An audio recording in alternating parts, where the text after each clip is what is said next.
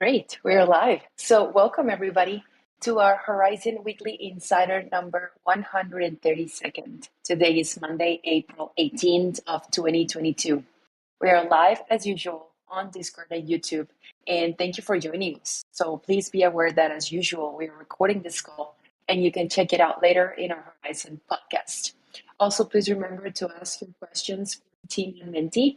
We're going to be providing here the link so you can ask your questions and we can answer the top three at the end. So this time it's going to be me providing the engineering updates. Team in Italy's office today. So let's see. Regarding Zendoo, this week we are going to see the scheduled hard fork activation on mainnet, which is a very important event. In particular, the hard fork is going to happen April 19.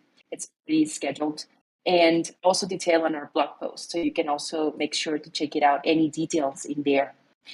For this reason, in the past few days, we have kept reminding all the pool operators and performing different rounds of notifications to all of them regarding the server compatibility, in addition to the upgrade of the same. Once again, we would like to thank all for the continued support, as well as for the team that is always an ongoing effort to keep everyone updated with the latest information. On the SDK side, we have almost finalized the analysis of the PC commands to support the compatibility with the Ethereum ecosystem in terms of tools, wallets, explorers, and more. This is a very important investigation for our EVM sidechain project because it requires before proceeding with the next activities. So apart from this, we are also finalizing the development of the sidechain's custom data rebootstrapping feature. So the internal code review is going to start pretty soon. As well, another development near completion is the one related to the enhancements to the sidechain nodes in terms of synchronization. The test phase is almost done. And then for what concerns the research part, on one hand, we're looking at the mempool and forger logic to allow the possibility to choose the most profitable strategy. And on the other hand, we're also looking at the UTX of processing and an improved transaction creation mechanism. So last but not the least, for what regards the proving system, we have updated the implementation of the T-DLOG accumulator modeling by addressing the changes requested during the first round of core review, taking advantage of the recently introduced interface for accumulators. And furthermore, we have completed the development and the benchmarking of the optimizations for the polycommit verifier gadget. Eventually, these optimizations we introduced will allow to cut about 40K constraints for the gadget when employed for Marley proofs. So that's it. It's engineering. And I'll pass the word now to Vano to give us the video updates. Happy Monday, everyone. So Zen has been listed at flip.me exchange, which is a professional tool for instant crypto trading. It is an accountless multi-coin exchange which sources liquidity from the largest exchanges and offers easy-to-use interface to retail users. And they also run Zen full nodes in terms of providing full integration. So happy to welcome flip.me exchange in our community, and back to you, Angie. That's all from me. Thank you, Vano. Next, we have Eric to provide us the marketing updates. Hey everyone, happy Monday. So today the marketing team is back in office after a few days over in Paris for Paris Blockchain Week. The conference was amazing. We had a really great turnout. We met so many people in the space, found out more about what others are doing, and came back with quite a few people interested in learning more about Horizen and ways that we could potentially partner. We also were able to meet several of our community members, including Xavier, who is currently in chat right now. It was amazing to meet him, as well as other members of the community while we were there. This week, we'll be releasing the Q1 update to our blog, so be sure to look out for that. And that's it for us. Back to you, Angie. Thank you, Erica. All right, let's continue with Rosario for the product engineering updates.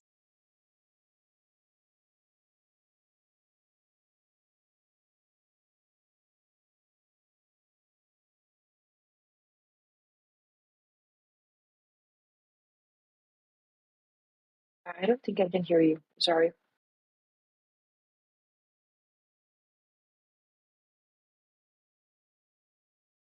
She's trying to work out a connectivity issue, calling in on her phone.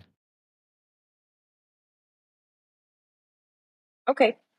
Right. So maybe we can go ahead with you, if that's okay with you, for the leadership updates, and maybe then we can go to Yeah, this. of course, no problem. And then, so afterwards, Rosario can chime in, or John, if anyone else on the product side wants to give any updates, please feel free.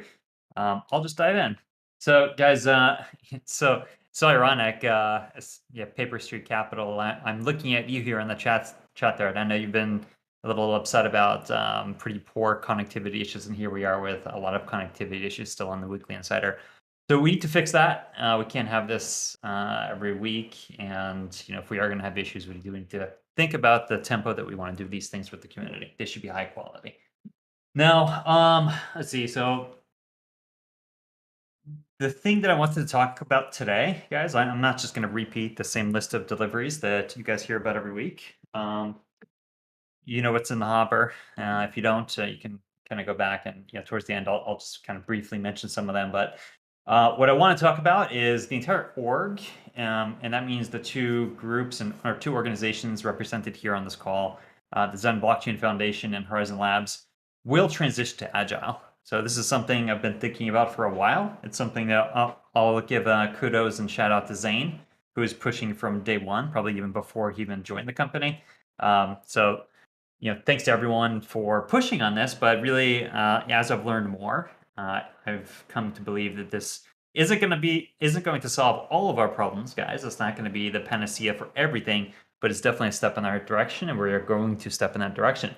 As a matter of fact, we already have, and I'll talk more about that as we go. But really, what do I mean by all of this? And I'll start with saying that I've been spammed on Twitter recently, guys. And if whoever was spamming me is listening to this call, take note. I do listen, even if I don't respond all the time. But I've been spammed for basically the project taking too long to deliver things, anything really, things in general. But the thing in particular this person was upset about was that we were talking about launching a Zeni token last year in December. We didn't. And then we were talking about launching it in Q1 this year. We didn't. And then, we have plenty of good reasons, right? But good reasons don't always matter because you either deliver or you don't. The decision, and we talked about this on some other weekly insiders, was that we were actually just lessons learned in particular with Horizen Labs on ApeCoin and that launch was we know how to do it in a really powerful way. In a powerful way, I mean a regulatory compliant way and in a really effective way to do token launches because we did a pretty awesome job with ApeCoin. We're thinking, why don't we do the same thing with Zeni, right? Okay, so that's the reason, and I'm not giving that as an excuse here. But this is a U.S. Entity, ZBF, and Horizen Labs is also a U.S. entity, so we do need to think through these things a little bit. And we transitioned to doing this kind of big launch and an actual utility for it, not just a meme coin, but something that actually matters for incentivizing something really important for the ecosystem. Anyway, that said, there's more that we haven't delivered. All right, so I'm not just talking Zeni. There's the SDK, and yes, there's an SDK that you can go and download and try to run, but it's not. It's a POC. It's not a production-ready product. And we don't have any sidechains running in production, guys. We have actually a bunch of sidechains now on testnet. None of them are on mainnet. We don't have token mint live yet. It's on testnet, sure, and the whole platform is on testnet. All of the accompanying components. That was a big deal, but it's not on mainnet, so we don't get to use that as an excuse. It's just not on mainnet. Period. EVM, this Ethereum virtual machine, we haven't promised it yet, but we did a POC, and that also is not on mainnet, right? So I'm not saying that we promised it to be on mainnet now, but still, we have some really big things in the hopper this year. And the reality is we don't have a great track record of actually delivering things into production. So that spam I was getting on Twitter was absolutely valid. I hear you doing quite a bit about it. Well, we were already doing stuff about it and quite a bit about it, but we're really going to accelerate that. So let me say here, what is going to change? Well, sorry guys, I'm going through my notes here, but just say the way we do things needs to change. And this is what I mean by saying we're transitioning to agile. And what it means in practice is we already have a group of very smart, motivated people who are working their butts off. So this is not about getting the team and saying, guys, you're lazy, you're not doing your job, work harder, or add more bodies to the team, by the way. That's something we've been doing, and we've been hiring very aggressively across organizations. We need to work smarter, or at least just say we need to work differently, right? So we've been doing things in more of a sequential manner, or you can say like we have many teams doing different things in parallel. And once we actually get this delivery machine going, you're going to see more things being delivered in parallel. But we haven't really been able to prove that yet to you guys. So we want a culture of smart creatives, not just smart people. We have the smart people, and I have no doubt that they can be smart creatives. And by smart creatives, guys, if you want to reference a book called How Google Works, highly recommend it. That's what I'm having the leadership team and soon to be the entire team is going to be deep diving on. I'm writing up notes myself. But not that we want to be Google at all, but we want to be learn what we can from one of the world's most innovative companies, right? And not just them. There are many innovative companies in the world, and if we're not learning, that's our bad, right? We also want a bias for action. So when I say we're doing this restructuring, reforming, it's also a cultural reprogramming. I want a bias for action. And the military, in particular the Navy, there's a saying called uno dir. So you just act unless otherwise directed. So you just take the initiative, you act, you do things that you know to be right, the right things to do, and you don't sit back and just wait for permission. You don't let bottlenecks, in the organization and approvals and other people that might have to do whatever type of check on whatever you're doing stand in your way. You identify the bottleneck, you identify exactly what needs to be done to go past the bottleneck, and then you move past it if that bottleneck isn't removed in a timely manner. All right. Hierarchies are for chumps in my mind. And yes, we do have hierarchies here in the org, and we're going to continue having some hierarchies because sometimes they're needed. We need a strategy, we need focus, we need a unifying mission, teams need direction, but ultimately, we only want the type of hierarchy that is going to empower our people, not make our egos feel better, not make us feel better about who we are, not for whatever reason you can think of for hierarchies, other than to empower and support our people and our teams so that they can operate. So anarchy is not empowering, guys, right? Leadership is empowering if done right, and that's what we want to do here. Leaders should be mentors, leaders should be enablers of teams, but teams should be able to execute and operate on their own. Because the best ideas and innovations should be coming from the bottom up, not the top down. So the product team was formed from the very start, I can say, with Agile in mind. Like when Zane started with the group, this is just the way he works, and he pushed really hard to just have the teams that he was building operate in this way. And I can say I really like the results, and the teams are operating very well. But I mean, it takes some time sometimes to really turn a ship around that has its own inertia, and also building on products that really we haven't taken the time to bring. Not that we haven't taken the time, but we just haven't gotten them into a production quality state yet. We're going to. Engineering had already, weeks ago, has kicked off its own transformational process that Luca is managing. But Agile doesn't just apply to tech; it's an entire org thing. In our case, I would like it to be an entire ecosystem thing. Sounds kind of weird. I don't even know how that's going to operate yet. But what I mean there is, I really want everyone participating. I want community participating. I don't just want our teams participating. I really want everyone on board with this. So there are lots of reasons why we haven't been agile thus far. Guys, you can insert in any excuse you'd like, whether it was budget, chaos, other technical priorities that we were obsessing over. Lack of experience in the area is probably one contributing factor. Inertia, you name it, it doesn't matter. Excuses really, like hierarchies are for chumps. So we don't get stuck on our own excuses. But we are doing a lot about it. So we're restructuring right now. And, in the Army, there's a saying that Army Rangers lead the way. Well, here, we're lucky that the product team already formed and is leading the way. And we're lucky that the engineering group is fast following. But it's going to go beyond that. It's going to go to everything. You could think at every function that we do as an org, including marketing, by the way, like everything, should be thinking in an agile framework. That's not to say that everyone will participate in an agile, integrated team. But the way we do things should be chunked. It should be fast. It should be very, very, meaningfully directed. Now we're doing other things as an ecosystem. So we are, HCC, the Horizon Community Council, has launched. I actually need an update myself because I'm hands off on that one, as I think I should be. But you guys should be hearing from HCC sooner than later, so you can hear at least what they have in plans for the ecosystem and community members to participate more. I can tell you, Horizon Labs will be bringing in some key subject matter experts. We are going to bring in some agile experts and even just product management experts, like people who are best in their fields from some of the best product companies in the world, who have built some of the best products in the world. We're going to bring people like that in, right? Like it's our bad if we don't bring in the best of the best wherever we can find them. And then we have a bunch of other key enabling products that are going live, guys. And yes, you can badger me on Twitter all day long or here on Discord if you want. But things are going live into mainnet. So Token Mint is going live. It's going to mainnet. It's on testnet now, and there is a roadmap, a test plan, and everything for that to go to mainnet soon. The EVM needs to get to the beta state and then on testnet ASAP, and then mainnet. These are two enabling products or technologies that will now have other people be able to finally build things and do things with the ecosystem.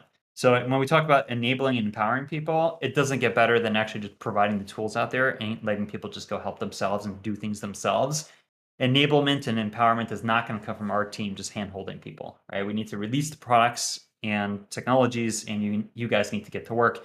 Yes, we will be here. We will be pushing. We'll be prodding. We'll be doing everything we possibly can to explode this ecosystem, but really we need to get the tools out there and just really get out of your way. The treasury needs to be more diversified. We're already doing that, right? With this next hard fork that you heard Angie mention, which I think gets activated tomorrow, there are new community multi-sig addresses for the treasury fund, for the node, secure nodes and super nodes and so forth. That is being diversified away from just the foundation. So now you're going to have 3 organizations that are going to be at least doing key management and not just the Zen Blockchain Foundation. All right, so we're moving. We're doing a legal review right now on how we're going to continue decentralizing governance and so forth. Things are moving. I get the frustrations, guys, and we're not just going to give you excuses because I hate them myself. We're just going to keep moving, and we're going to keep moving. We need your help, and we're going to be getting better and better. So I'll close here by saying you guys have been great, indulging us for years in our vision, our dream, and everything that's come to fruition thus far, and everything that will come to fruition this year. Thank you, but I also hear you, and it's time that you actually see some results from the years that you've supported us. They are coming. So I'll stop here, guys. I want to hear, I don't know if Rosario or John, anyone on the product team, if you guys want to add anything else. Otherwise, I'd like to open it to Q&A. And I really want these Q&A sessions to be meaningful. I want the hard questions, and I want us to really make sure that we're interacting with you guys. So, okay, Rosario's waving me off here, so I guess no updates on her side. So why don't we open it up to Q&A, Angie? John can provide the product updates. Sure, Okay, I can be perfect. really brief because I think Rob, you hit most of the points. So we have a ZK audit on testnet, deploying some fixes to a couple of the components. With respect to the tokenization platform, we are on testnet with all of the components. So that those are the wallet, the Explorer, the sidechain, and are getting really close to testnet with the token generator. We've gone through a couple of rounds of testing internally with the team, going through a couple of rounds of fixes there, received preliminary audits for the wallet, the Explorer, and are currently remediating some of the findings. So we're really kind of getting geared down for release to public testnet and then have our eyes to the mainnet release. And just a couple of other pieces here. We have a monitoring system. We want to monitor all the nodes for the sidechain, working on getting that into testnet as well. And then game chain continues as we rebase, blaze beta, and deploy to testnet. So that's it for the product team updates. All right, thank you so much, John, for covering that. Okay, so let's dive into the questions. So let's see. The first one is, From a high level view, what accomplishments and successes from the team not being given enough attention? Man, that's a really good one. So I'd say, okay, I'm just going to rattle some things off, and then John, if you want to get back on here because you guys are delivering a bunch, and then Angie, please chime in as well. But I'll say, like, Zendoo is a really big deal, and we've been saying it's a really big deal for a while. Take our word for it, but we need to also couple that take our word for it with actually delivering stuff on it. But it goes towards the big vision, and it's a real vision. It's a good vision of interoperability and compatibility across the industry. I'd say it's probably at this point one of the main reasons why Horizen should exist. We've learned a lot as this industry has evolved, and we've learned that interoperability and compatibility are absolutely key. And we're really fortunate to have just years ago had our R&D steered in the right direction. And yeah, it took us a while to deliver the back end here, but that's because it is actually innovative. Like it's meaningful, and really I ask you guys here to take my word for it, but at the same time, like maybe I shouldn't, because you should probably just wait for some things to actually be delivered on it. Now, that said, there are some other really interesting things that we've done. I could say on the technology side, like ZK Audit is really interesting. To be able to replay another blockchain like Bitcoin, and to be able to snarkify the replayed blockchain and then do stuff with it to perform functions on it, like we're doing with Celsius, to be able to audit reserves without disclosing any of those reserves. It's technically really interesting, and we'll see, will this actually translate into a product that's very interesting for the ecosystem? TBD, right? This is kind of the way that we've been doing things over the years has been more from like start with the technology and figure out how to make it useful. That works when you're really small, and maybe it doesn't even work, I don't know, but we've created some really interesting technology that now I think we're very well positioned to package into meaningful products. I think ZK Audit might be one of them, but that's something that we really have talked about. We talked about it in the past, but maybe we don't give ourselves enough credit for it. Other things I'll say, like the product team has just been like a beast. Like they have different teams operating in 2-week sprints, and every one of these 2-week sprints they deliver. And you guys don't always see those deliveries because these are kind of chunked and they accumulate into something like Token Mint as a platform.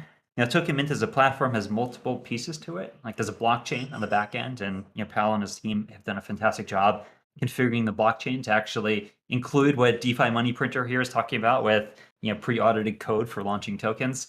It'd be really cool. Victor has done a great job, John, on managing that product, and I think it's doing pretty cool as it gets into production. Now, it's purely MVP. Now, like it's going to require a sequence of other features to be added and things to make it increasingly useful. In particular, it's going to require interoperability across sidechains. So that's another technology component that is just in design right now, and we need to really accelerate that to make these different things that we're doing, like Token Mint, the EVM chain, to actually be powerful. They need to be able to transfer tokens between them. And then we've done a variety of other things like Web Wallet, Explorers, like a lot of other, like Horizen Labs has just done a ton of work on the smart contracting side, really in advance of our own EVM product. And I don't know, I don't want to ramble, guys, so maybe I'll stop here. And John, if there's anything else that just comes to mind on deliveries that maybe we're not taking credit for, please chime in. Yeah, I can just add one extra thought, and it's not so much on deliveries, but really around kind of like strategically thinking about where we want to try to make a difference, and spending a lot of time collaborating on that, on defining that strategy, and then really orienting everyone around that strategy, making sure everyone has a common understanding, really understands the why of what we're doing. And yeah, we've just been spending a significant amount of time, I know, have myself, and I've had a lot of good conversations with folks over the past few weeks. So really kind of defining that, making sure everyone understands it, and getting everyone focused on the why behind all the things that we're doing. I think the why is such an important point, John. And this is actually, we haven't officially done it. Maybe we'll do like an official intro, but we have Jordan is the new head of strategy for Horizen Labs.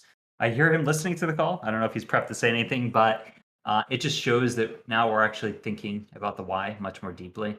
and not just the why for Horizen. Like, we don't want to just run with inertia because that's what orgs often do. We really want to think deeply about what is Web3, what's the point of it, what are the actual advantages for it, and where do we think it's going to go, and position, carve from that, reasons for doing things. Like, what are the actual requirements that people might care about that are meaningful from this technology set, and then build products around that, really to specifically solve these problems in a big way, not to just mimic, not just follow. Even though it might look like we're just doing a mimicking strategy as an org, that's not true at all. We're catching up on some things like tokenization and the Ethereum virtual machine for smart contracting. But the rest of the team has really done what John just said and has taken a step back and thought very deeply about these big strategic questions. We're really happy to have phenomenal professionals like Jordan join the team as well. Awesome. The second question is, cool. could Zeni turn into a governance token related to HCC? Could. No reason not to. I mean, if HCC wants to adopt it and run a DAO that uses it, that's totally doable. And I think kind of cool way to look at it. We're also looking at Zeni as an incentive mechanism for, some function. Like one of the products that we're launching, we're thinking that Zeni might be a nice utility to incentivize people to use it. So I'll just leave it at that. But yeah, I mean, we're doing Zeni to be a really meaningful ecosystem token. It will also be our meme coin, guys, and it'll be a fun project. But we are designing utility into it, and I think thinking about HCC and governance with Zeni is kind of cool. Okay, and the third and final question is also related to Zeni. It says, since Zeni will get utility, could that be a potential better investment than Zen? I mean, TBD. There are different token economics for how value accrues in these ecosystems. There's no clear answer. Like there's actually a long-standing debate on Ethereum. Like, will value accrue to ETH, or will more value accrue to different tokens that perform different functions? I think they're all valuable. I have no idea because it really depends how we execute, roll them out, and what the utilities are, and what kind of market needs they solve. We'll see. I think the way this is going to evolve will be, Zen will be this kind of foundational anchor for the ecosystem. And then we're going to see a lot of other really important tokens that are launched that perform specific functions within the ecosystem. Like, they're all important, and we'll see how they evolve together. But great question. And no investment advice. Thank you, Vano. Maybe Dean should have chimed in there, or maybe Scott now. All right. Thank you so much, Rob and John, for answering the questions, as well for everybody for contributing with them. So that's it. Thank you for joining us live here on our weekly Insider, and I hope you